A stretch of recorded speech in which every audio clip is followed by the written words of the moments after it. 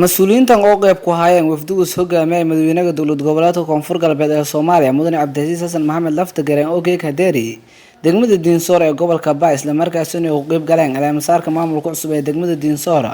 iyo waliba hambaliyo bogaadin oo dirana maamulka cusub ee degmada Dinsor oo soo koreeya gudoomiyaha maamulka degmada waliba inay sheeganaan intan qayb ku ahtaa yaqleelida hanaanka helida maamulka dhaniye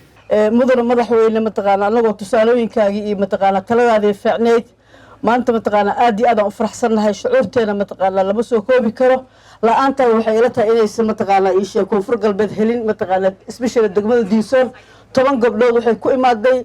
amarkaagu ahaa aad iyo aad aan kaaga mahadnaqaynaa anoo ku hadlaya magacay iyo magaca gabdhaha Soomaaliyeed iyo magaca Koonfur Galbeed dawladda Koonfur Galbeed ambali gaar ma indray sida maamulkaas lan dhisi oo baar dhigdi baar may leeyahay abir oo toy limbuudi koran abirkaas oo inuu labaatiiko hildhibaan oo maamul deg guddo tumun bilaan ku nagad runtii may la tartamo ay tan dalka leero Rwanda oo dhigay Kenya East Africa ku jirta East Africa way ku jirta Rwanda oo toy standard kaas ay wasiiradii ay baarlamaanka kulli boqolkiiba konton bilaan ay Ethiopia wasiiradii boqolkiiba konton bilaan ay marka geeka Dinsor sidaaytii East Africa waa baleer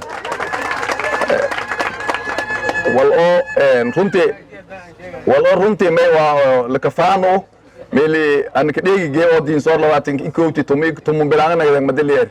may niida hoogalay in oo toy gudoomiye gabar nagad eedeeda maasantiin isjiid badan markii wala soo biyaw kan indi kan reed wala ka qorsaday marka sidii isin shaqayteen maamulka iyo tiimka wasaaradda arrimaha gudaha Koonfur Galbeed iyo wasaaradda arrimaha gudaha federaalka eedeeda maasantiin wasiirka wasaaradda hanaanada hoola dhirtay daaga dawladda federaalka ee Soomaaliya iyo waliba wasiirka wasaaradda qorsheynta maalgaladowga caalamiga ee dawlad goboleedka Koonfur Galbeed ee Soomaaliya ayaa waliba sheeganaa inta degmada Dinsor ee nagatay degmada in ka horeeyay oo ay hel aqoontada haweenka oo tumuhumnood ku kooban madaxweynaha waxa aad loogu amaanay oo soo noqnoqotay aan la kala reebin sida Dinsor uu u xaqiijiyay in xuquuqda dumarka ay helaan reer Dinsorna waxa idin sheegayaa in maanta Dinsor aysan ahayn degmado yar oo ku taal gobolka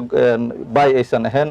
oo caalamka Dinsor maanta maabka cid walba ay ogtahay Dinsor meesha ku taal taasna waxa suurageliyay madaxweynaha oo ogolaaday in xuquuqda dumarka la siiyo magaaladii ugu horeysay Soomaaliya oo maanta kala bar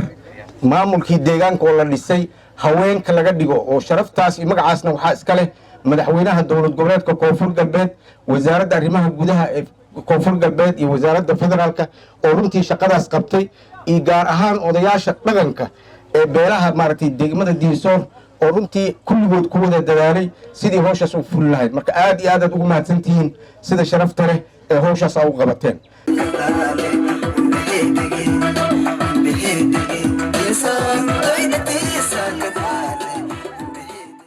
Ahmed Ibrahim Bule telefishanka iyo raadiyaha Koonfur Galbeed degmada Dinsor